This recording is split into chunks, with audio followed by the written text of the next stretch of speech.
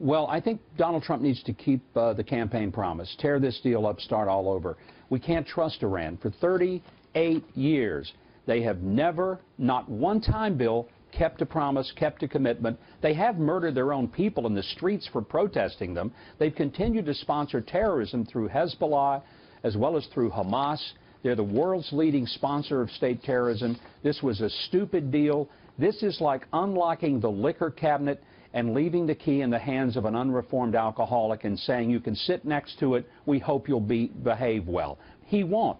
And this is why the Iranian deal can't just be revised, it needs to be totally reversed. Marco Rubio had the following about the legality of this agreement, or otherwise, when he said this with Brett last night. I still feel that, in fact, we should say that was a deal that was made by a previous administration. It is not legally binding. It was never submitted to the Congress for approval. It's not a treaty. It is a political agreement with the previous administration. There is now a new administration. Again, this comes back to the whole question about what to do now. Here's Senator Bob Corker, by the way. You know, he travels all the time overseas. He said, quote, Secretary Tillerson made clear that regardless of Iran's technical compliance with the nuclear deal, the administration is under no illusion about the continued threat from Tehran and is prepared to work closely with Congress to push back, end quote. So would you expect action now out of Washington? Well, I sure hope so. And I think the big question is, why did the previous administration ever make this deal in the first place? It was irrational at the time. And the only reason that makes sense is that there was a whole lot of money that was being frozen and a lot of pressure from big multinational corporations and other governments who wanted their money back. But you'd still... It's not a financial issue when you put at risk the safety and security, not just to the Middle East, but, Bill, the entire globe. These are people who have sponsored terrorism around the world. They've taken Americans hostages. They've killed Americans.